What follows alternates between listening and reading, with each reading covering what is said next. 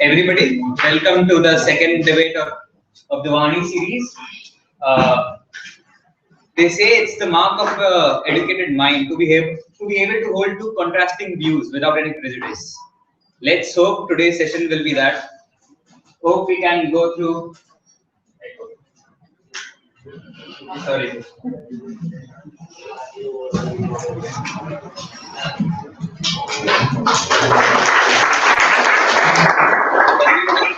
And the second debate of the Vani series. So this is the topic for the day. It's better to be good looking than to be intelligent. And we have a moderator for the day, Mr. Kumarvir, and he'll take over the proceedings from here. Thanks. A very good evening, one and all. The topic for the day is it's better to be good looking than to be intelligent. We have two prolific speakers for the day. The speaker for the proposition is Mr. Vishnu, and the speaker for the opposition is Mr. Ashwin. I invite both of them to take their seats.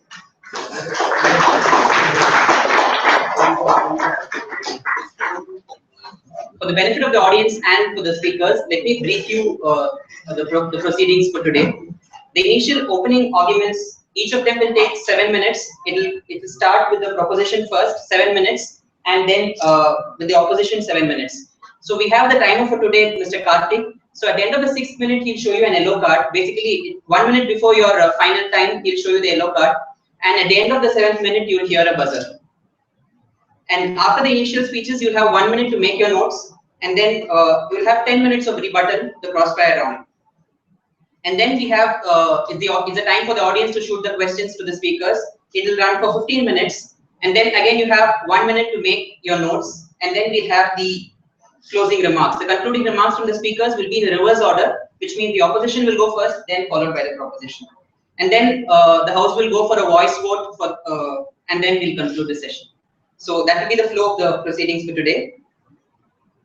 Let me invite the proposition, Mr. Vishnu, to present his opening arguments.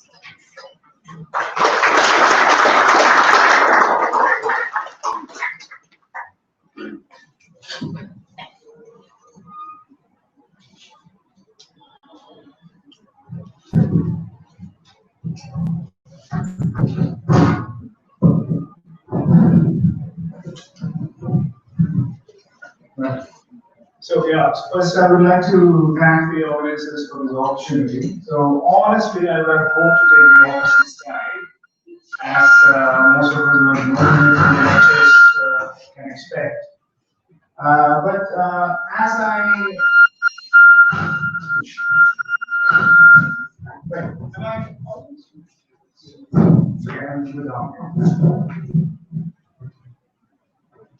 Yeah, the reason I thought I would go for the opposing side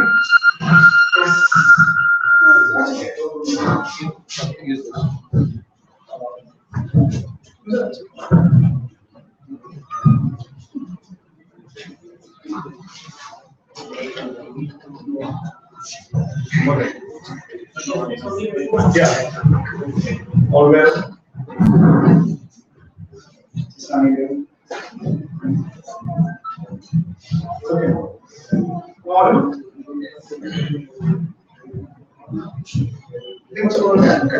Yeah. So why? Because I think most of us think it is slightly disconcerting that someone who is better looking can benefit more than someone who's hardworking and diligent. It beats against something fundamentally that we agree with each other. So honestly, I don't want to take the other side, but over the course of reflection and reading about this issue, I have started to feel convinced that it is actually better to be good looking than to be intelligent. Now I'll tell you the reasons. One, partly starting from history, partly from current research. Now in history, if you look at ancient civilizations, or whether it is Greece or India or Egypt, there is an amazing premium kept on beauty. Yeah? So if you look at excavations and sites associated with ancient Greece or Egypt, there is an inordinate number of equipment meant for beautifying ourselves. It includes ornaments, it includes handheld mirrors, it includes paints. It is known that it is the ancient Egyptians who discovered this idea of growing nails and putting nail polish. Yeah? The idea was that it was a way to differentiate yourself from the ordinary people who had to work for a living. Now, Greece is especially important because they believe that inside a beautiful body resided a beautiful mind. Yeah. So they had an association with external beauty, which led them to focus quite a bit on gymnastics. And if you look at ancient Greek sculptures, these are all representations of perfect beauty. Now, Greece is especially important because these are civilizations that gave us notions of justice, of fairness, of democracy. Yeah. If these civilizations could value beauty so much, there is something to beauty and good looking that goes into the core of what we are as human beings. Now, is ancient India any different? Yeah, spirituality and celebration of beauty and goodness went together. This is seen in sculptures in our temples, in our monasteries. I really don't know how they did it, but it seems the Buddhist monks could concentrate within the caves of Ajanta and Ellora. Yeah? So, and the list goes on and on. Yeah, whether it is the Chola bronzes, the murals in Kerala, whether it is Hampi, and anyone who has had any association with ancient Sanskrit cannot have encountered Kalidasa's descriptions of beauty, especially when Dushanta encounters Shakuntala. These are, I'm not giving the Sanskrit, but I'll just give the English translation. It says, a lotus is beautiful even if it is in the midst of mud. The blemish on the moon, despite its darkness, only highlights the moon's luster. Yeah? Her simple, that is Shakuntala's, simple bark attire only enhances the loveliness of this maiden. Indeed, what will not serve as a decoration for something so intrinsically beautiful? Yeah? So the point of going across these ranges of civilizations and their celebration of beauty is just to underline that it is something that is universal, long-lasting heritage that we have inherited. So, passions that beauty can generate is difficult even for generals and very intelligent people to resist. Yeah? A paradigm example being Julius Caesar and Mark Antony, both extremely intelligent and capable generals, snared by the simple beauty of Cleopatra.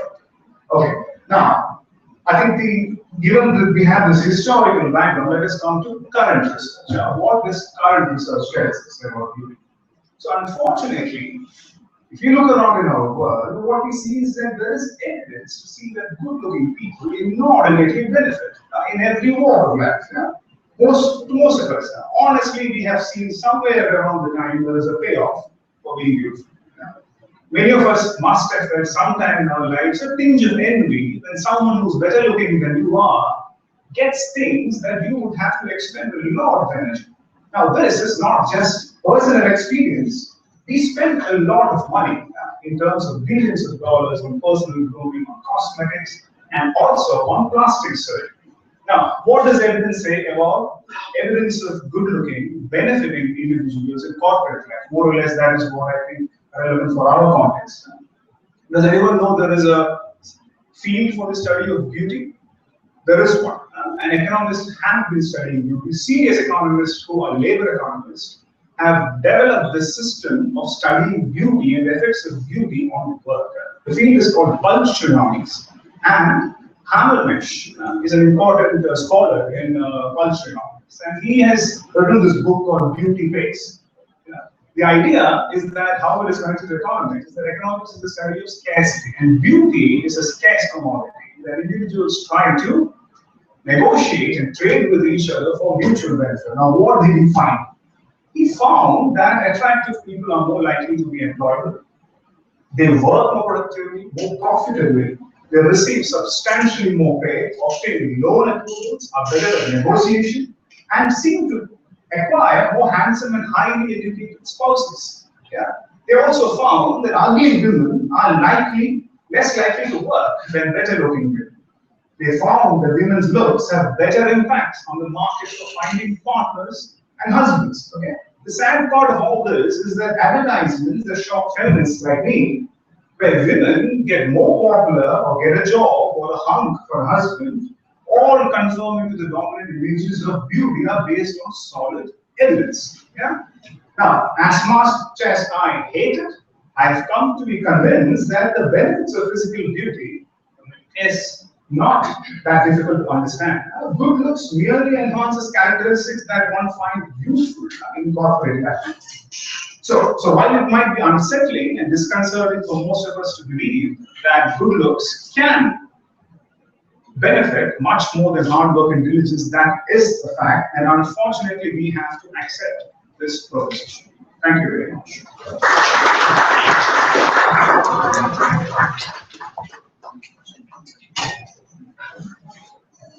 Now is the turn of the opposition, Mr. Ashwin.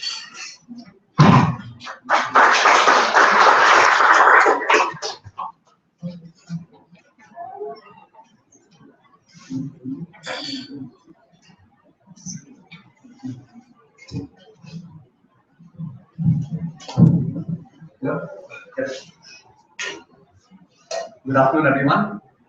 First of all, I'd like to take this opportunity to thank the Podium team for organizing such a wonderful event, and to Dr. Vishnu for so enthusiastically agreeing to be a part of this. Let's move to the motion for today. The motion for today is that it is better to be good-looking than to be intelligent.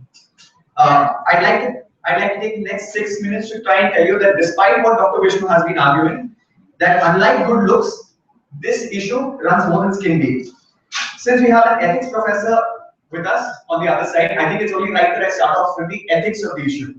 The fundamental argument that I have against choosing a society that values good looks over intelligence is one of equality. A notion of equality where any person does not enjoy benefits that he or she did not earn. This simply means that you do not discriminate on people based on caste, color, or the socio-economic conditions of their parents. A society that values people for good looks over which they had no control clearly goes against these principles. Not too long ago, let me remind you, Dr. Vishnu also spoke about ancient civilizations. Not too long ago, let me remind you that if you were fair skinned and had blue eyes, it was considered completely okay for you to own other colored members of our society.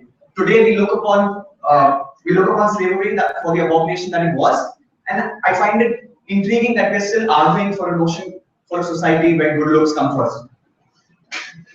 To quote Charles Darwin, he said, "It is certainly not true that the human mind possesses any universal standard of beauty." What he's getting at here, and I argue, is that beauty is a social and cultural context. There is no evolutionary backing to beauty, at least not in the context of humans. Very little of what society tells us to find attractive or good looking today has any evolutionary backing. You will find that notions of beauty change across history over cultures. Whether it was the Greeks with their obsession for this perfect human form, or Victorian England with their penchant for robes and powdered wigs, things change. Some cultures in Africa favor men and women with larger frames, whereas the West seems recently obsessed with the zero-size models. Women with wider hips were considered more attractive in medieval times, and men without beards were considered infertile by the Vikings. As you can clearly see, to place the onus of such arbitrary distinctions of beauty clearly leads to a problematic society, and it is not one that I stand for. Bill Gates once said, "Be nice to nerds, you may end up working for one of them." Smarter people have been found by research to make choices that are evolutionarily more smarter. This means that smarter people take more risks. It means they are better at research, that they are better at entrepreneurship. Also, MIT researchers found that people with higher IQs have better willpower and that they are willing to commit to tasks longer. This means that they make more ideal employees. Also, if that's not enough convincing, the top 10 highest paying careers of the past decade have all required individuals to have advanced degrees in either science or medicine or mathematics. Again, where people with higher IQ have this thing. Coming to further research, we also saw that sometimes people in society, people with better looks have an advantage when it comes to interviews. Beautiful people who submitted photos along with their CVs were found to have a much better chance of being shortlisted. However, this seemed to work against women. There is something, and I quote, a bimbo effect that takes place here. When you see a photo of a good-looking woman in the resume, you automatically assume that she is not smart. Being good-looking comes with its price. Today, we acknowledge that these biases exist in humans, and therefore, in a lot of countries, putting your photo in a resume or even mentioning your sex in the resume is banned.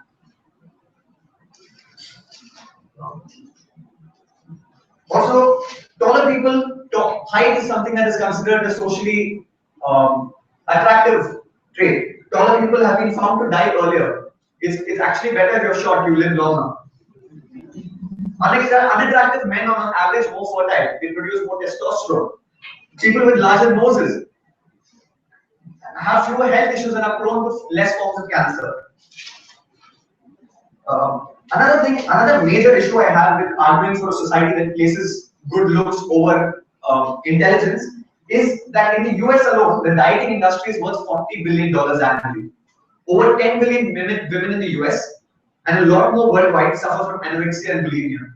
Young men and women all over the world fight with body image issues that are nothing but created by the media. It is an insult to each of their struggles if we vote for a society that judges people based on their looks. Also, Dr. Vishnu had very poignant quotes. I have something that is much less poignant, but I believe captures the essence of my argument well. It says that beauty is temporary, but being dumb is forever. Age dilutes beauty, but it improves your intellect. In the long run, you would rather place your bets on intelligence than good looks. I'd like to conclude my argument with the words of the scarecrow from The Wizard of Oz, for those of you who have seen the movie. He says, and I quote, "I would not be just a nothing, my head all full of stuffing, and my heart full of pain, if only I had a brain." Thank you.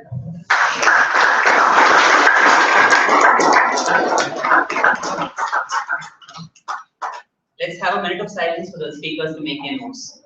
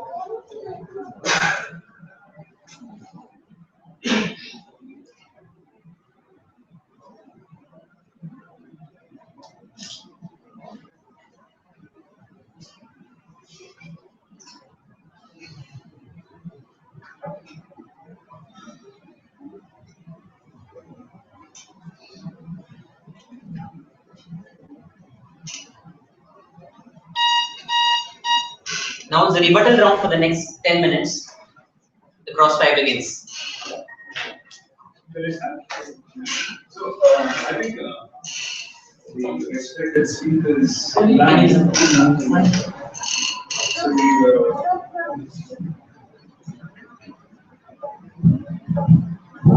yeah, so I went back to the respected speakers' point. So that I think you were arguing in favor of what you like in society.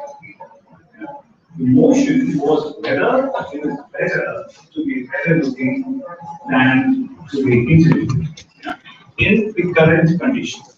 I share with you your moral outrage of the society that privileges people with better looks. But unfortunately, research shows that that is the case. I'd just like to quote a couple of points which I couldn't during when I was presenting my proposition. Better looking men seems to earn 4% more than average looking men. The state of ugly looking men is even worse. They get 13% less. So in the US alone, it means that a better looking man can earn close to $230,000 over the time of his life. So the entire premise of your argument is what is a better life that you would like to be. There I agree. But the motion is not what is a society that we envisage. It is more about what is the current state of affairs. And current evidence is unfortunately in favor of the proposition.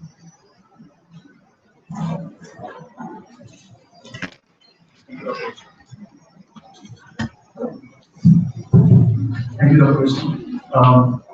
I believe as humans, if we say it's okay for this situation to exist, we are actually saying that it's okay if change does not happen.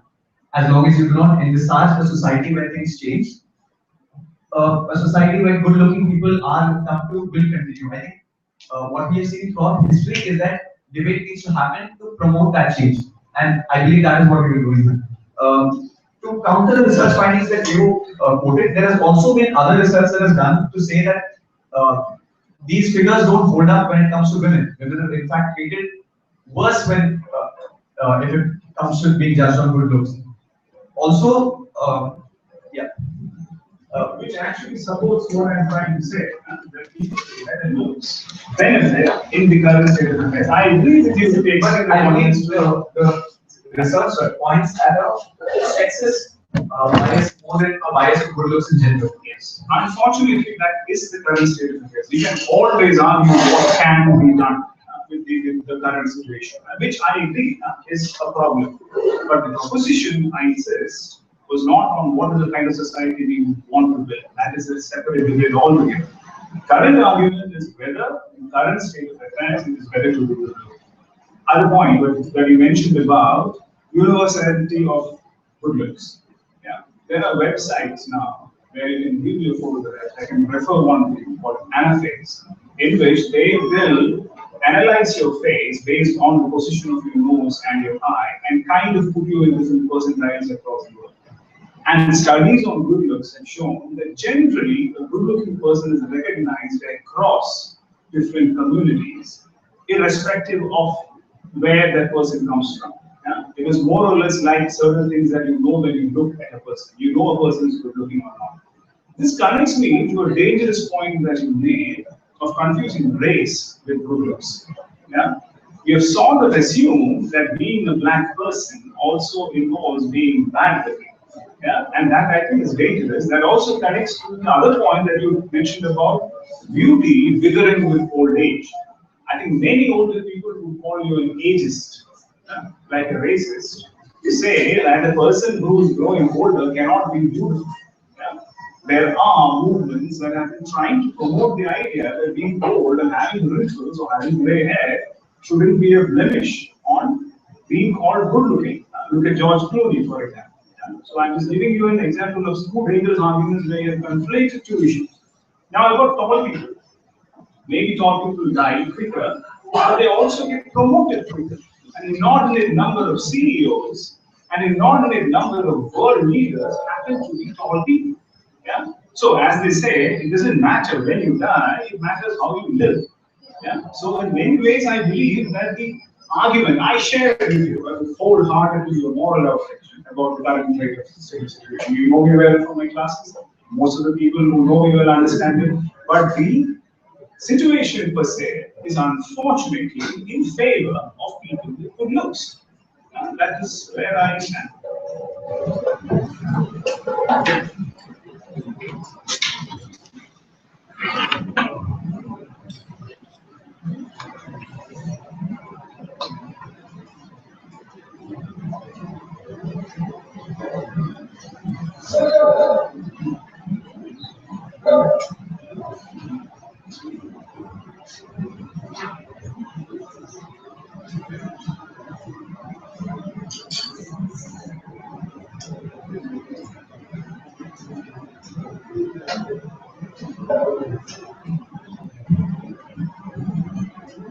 And I must add one point.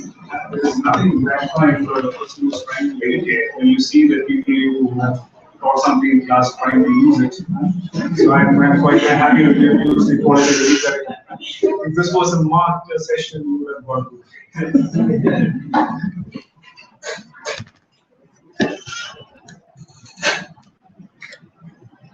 So you also spoke about how past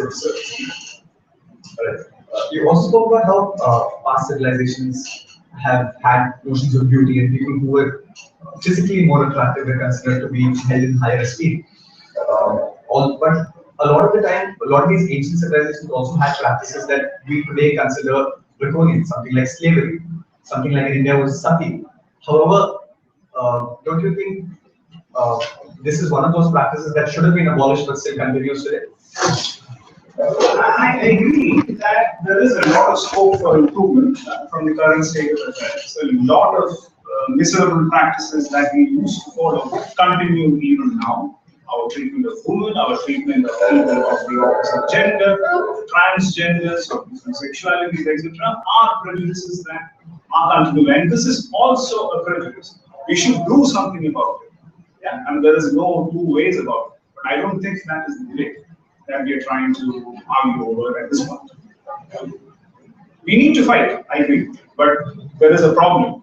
I mean, the debate, like probably the way, the formulation of the debate, it was in a way that one had to take sides. So if one has to take sides, and I've been asked to take the side of beauty, trumping good intelligence or hard work, if you put your argument of people passing higher degrees, then I would think that unfortunately evidence is in favor of the prejudice. We have to do something about it.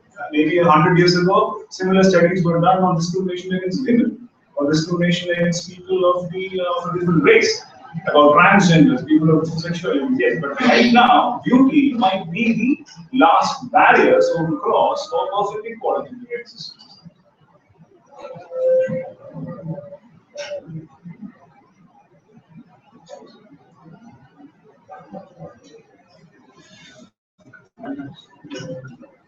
With this, we come to the end of the rebuttal round. Now it's time for the audience to shoot their questions to the speakers.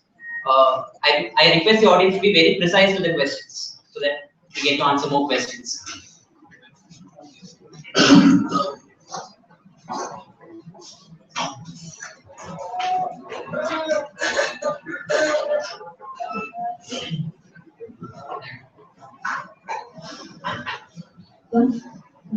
My question is to Professor Vishnu.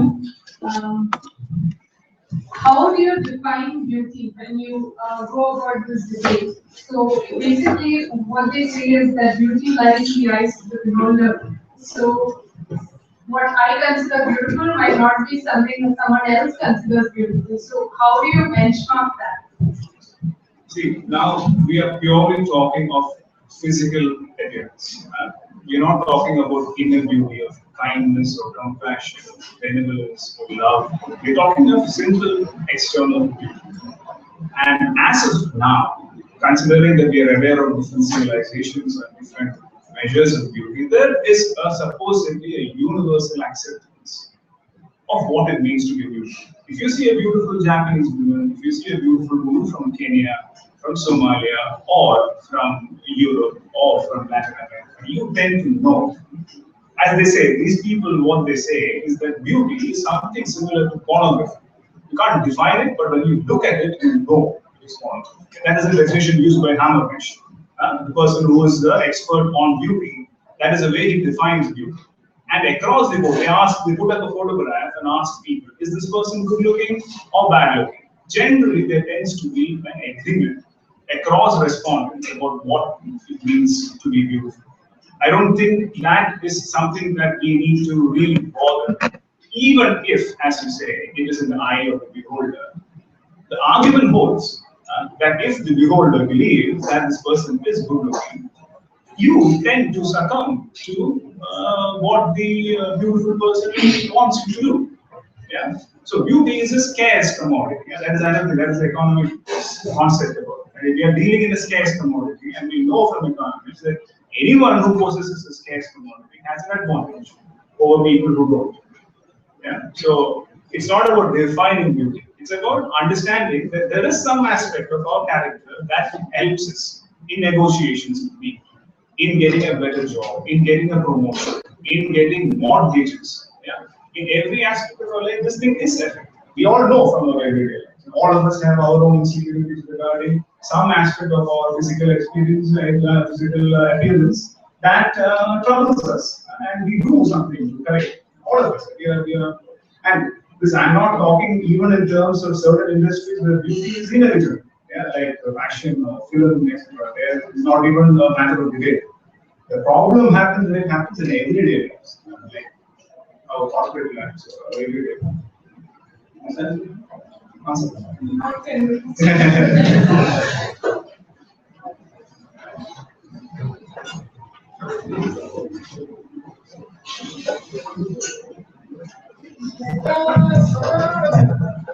question to Professor Vishnu, you go on to say that beauty is a good looks as a scarce commodity.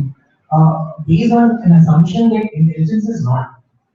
I, as a person in the audience, feel that intelligence is an even scarcer commodity, thereby making it more precious and should be rewarded more.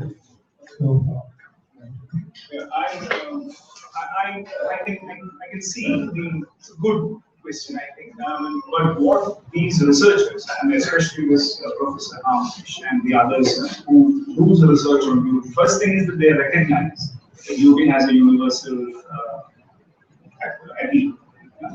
But they don't deny that intelligence is also important. But beauty is so fundamental that it is quicker to acknowledge, or it is an easier commodity to trade than intelligence, where one would have to prove one's intelligence. So maybe you might say that in the longer run, every company will be fed up with a good-looking CEO and want a more intelligent person to take the stuff. But on the first cut, it is beauty that matters. Because see, the study is honestly amazing. They say that CEOs who have better looks generally even translates the companies' CEOs with better looks, it translates even to firm value. Yeah, you get higher shareholder, the share price jumps after the mergers and acquisition if your CEO was good looking, even after the financial crisis. If the CEO who was put in place of the criminal happens to be good looking, it seems to have an effect, calming effect on the market. Yeah, I'm honestly shocked as well. That's why I said I'm thankful to the audience for the podium organizers for giving me this side of the debate, because I read and I started off with the moral outrage that Ashwin is displaying, but I ended up being convinced and even disconcerted. I'm sad with the state of affairs, but that is unfortunately the true state of affairs.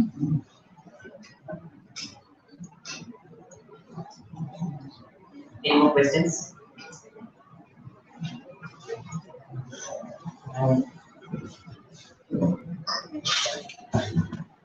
Questions?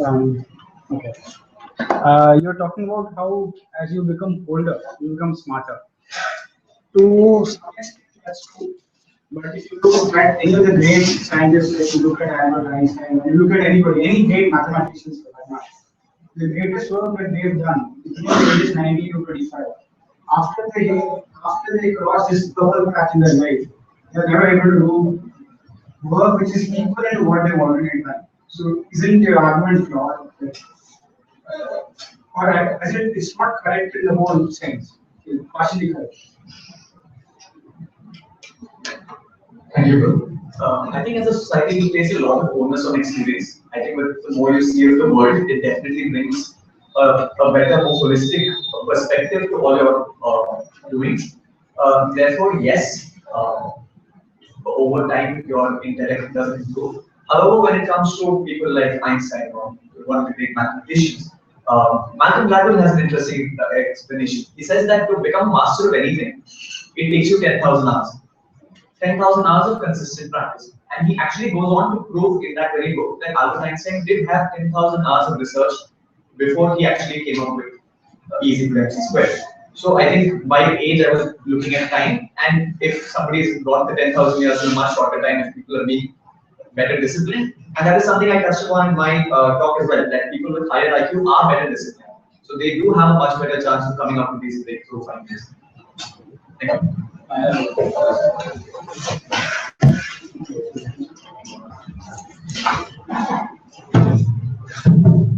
That's a great debate. My question is to Professor Vishnu. So it is just something that's popped up in my mind. Like when we like the talk that you made, you said we equate beauty to intelligence also. That's why many of these people tend to get promoted or all these things happening. But isn't it that it's a first impression? I mean, like when let's say a person is beautiful and the person gets accepted into the corporate, the highest part of the corporate ladder, but later within performance, that is the intellectual ability, determine what happens. So doesn't it create a huge dissonance there if the person is actually beautiful and expected to be intelligent, and then he turns out to be a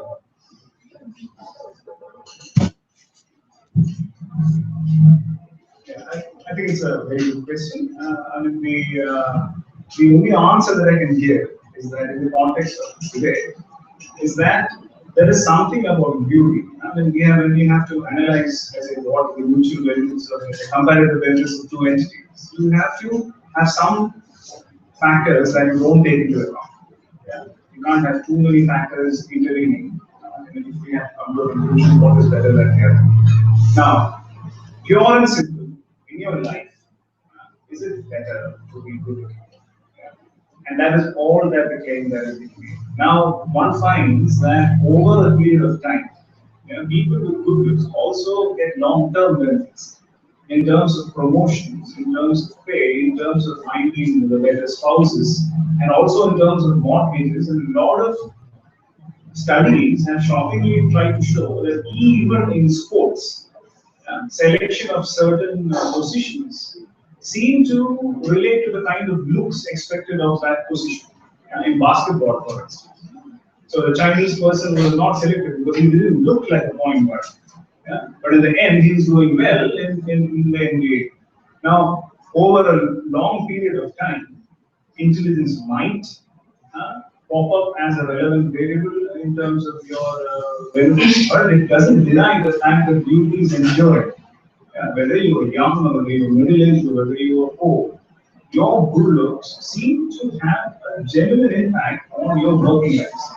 Personal lives, surely, in working lives as well, where you would expect that other things like education and skills are more important. This also means for men as well. There is nothing, as I say, to distinguish the benefits that men accrue from better looks as opposed to. I hope Thank you. Any more questions? I have a question about when it comes to marriage, who will you be for your spouse to be? A good looking but not so intelligent, or intelligent but good looking, but not so good looking? I believe in being practical. So do I, sir. Let's look at it honestly, sir. Your good looks that you're talking about, if a person is not very intelligent but yes has amazing looks, you definitely, I would be attracted to them for the first 5 minutes.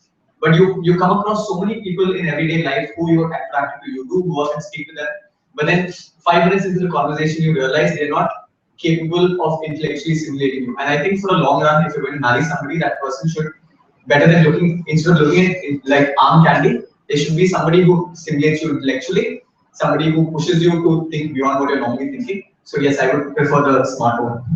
I think the smart, intelligent, or the more intelligent one. intelligent is not the smart. What wording? More intelligent, sir. So this is why extroverted rapper is something rapper. I think it's the exact opposite, sir. I think it's only when your mind can't provide you intellectual stimulation at home that you go looking for other stimulation outside.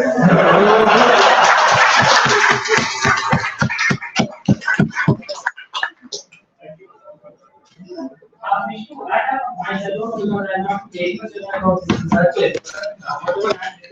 About the research about suppose may not be directly about intelligence as per se, but maybe about education, educational background, like suppose somebody who has a master's degree, somebody who has a professional degree versus somebody who does not have, somebody who is graduate versus somebody who has just high school.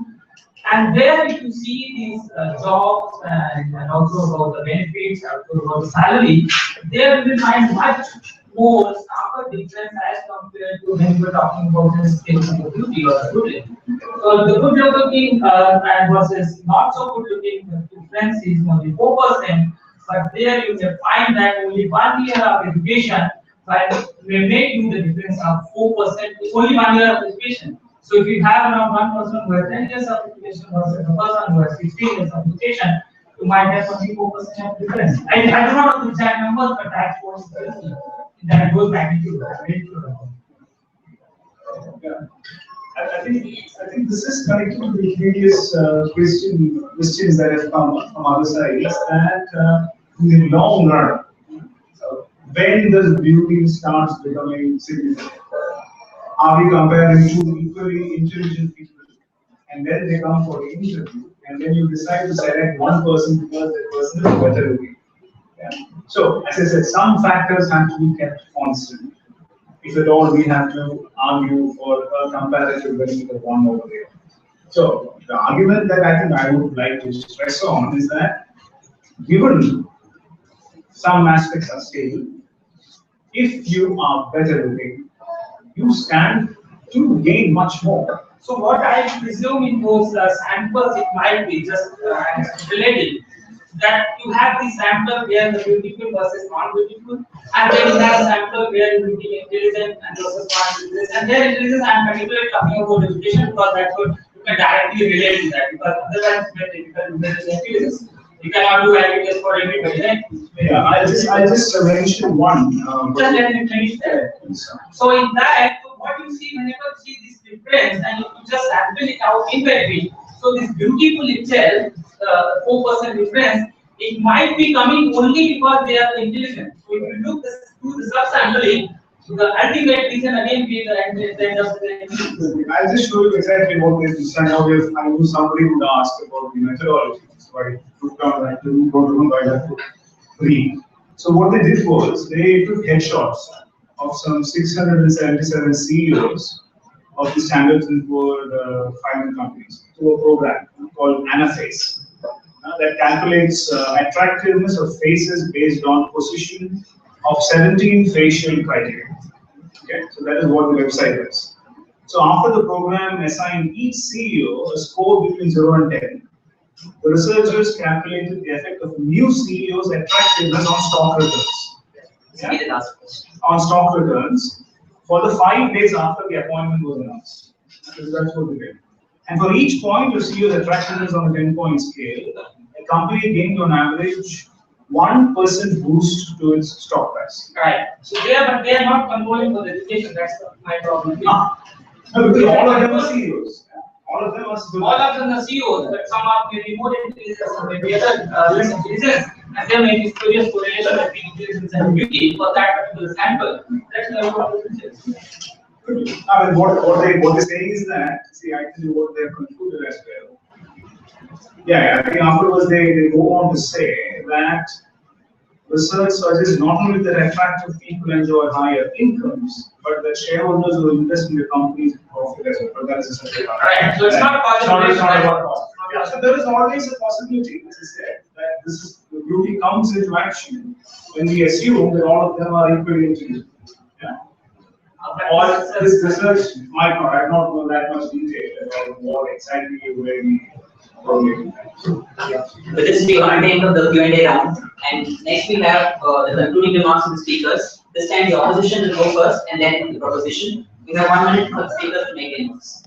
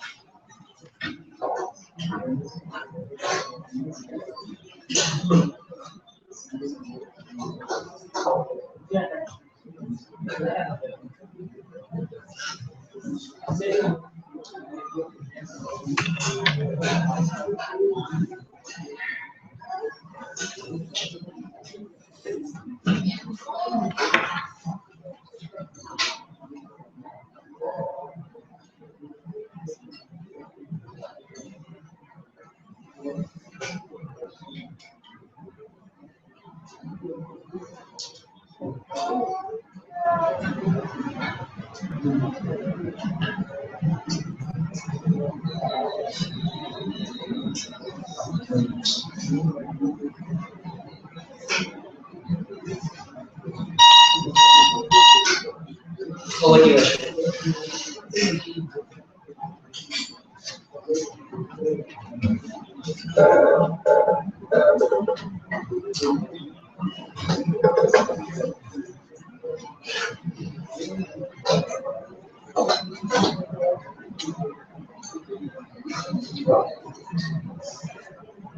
Thank you for the questions, audience. It's been a thoroughly entertaining debate, at least for me. I'd like to come back to where we started off from the beginning. What is beauty? Beauty, from an evolutionary standpoint, meant that you picked the best looking mate so that the chances of your survival of your offspring improve. Today, humanity has moved beyond that. No longer do we discriminate or completely abandon those of us who are born deformed, those who are differently able. No longer, our mothers do not abandon us because we were born the run to the litter. Humans have moved beyond our basic primal urges.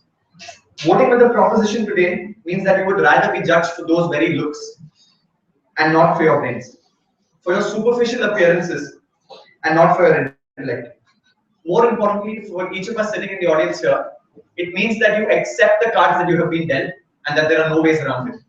It belittles the effort that you put in day in and day out to equip yourself with better intellect to go out there and face the world.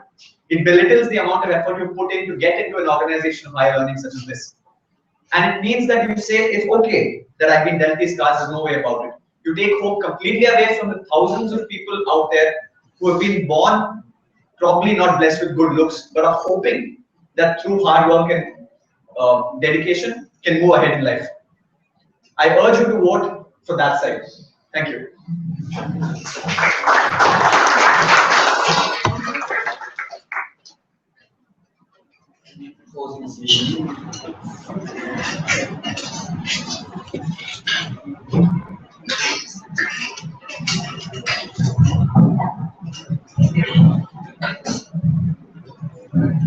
So they say that it's always difficult to climb a wall that is facing towards you and to kiss a woman who's leaning away from you and to speak after a good speaker. Yeah?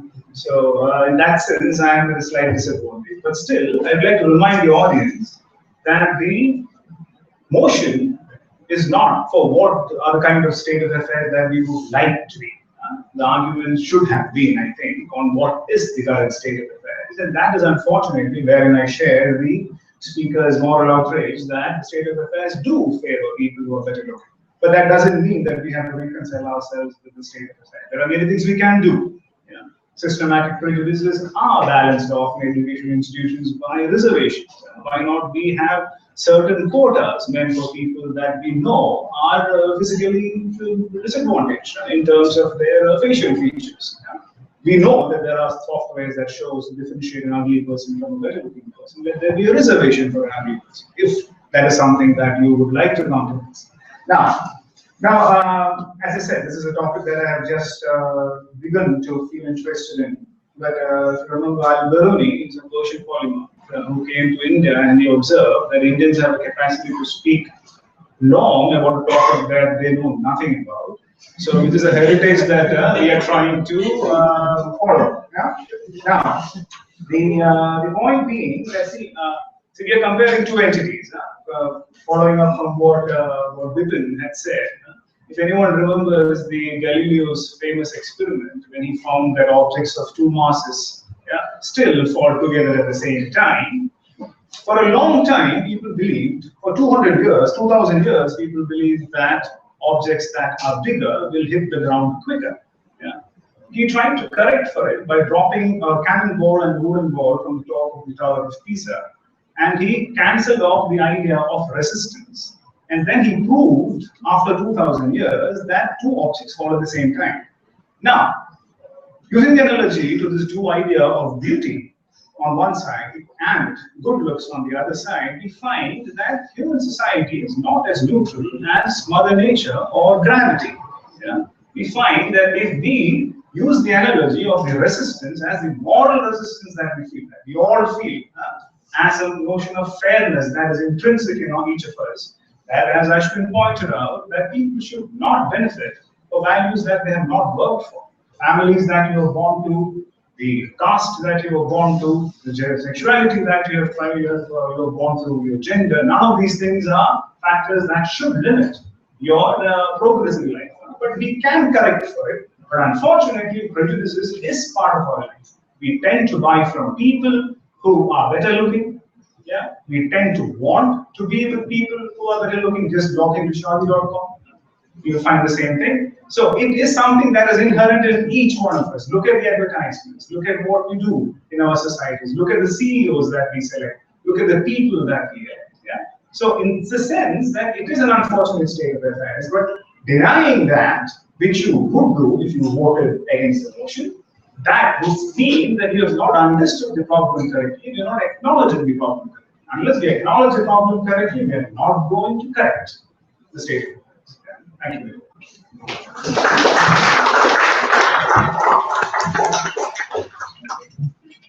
Now it's time for the opinion of the audience. Now the motion is put in front of the House. So I would request the audience to say yes or no to this motion. It is better to be good looking than to be intelligent. Yes. It is a unanimous yes, and that is the decision of this House. Thank you one and all. Now I would request Anil to propose a vote of thanks. Thank you everyone. Thank you for attending this session. Looking at this title, you just remember how it came to this title. It began with a funny line saying it's better to be pretty than to be witty. But due to some reservations, we changed the title to a less controversial title. And still, I would like to thank both the proposition and the opposition for really putting up a great show. Indeed, it enlightened us to the moral perspective as well as the practical perspective of what's out there and what we have to take, what stand we should take upon. I would like to thank all of you to have come here, the staff, the faculty, the director himself has come here. Also, I would like to thank the Gopalana and Gopalana for helping us set up this event, and I would like to conclude. Thank you.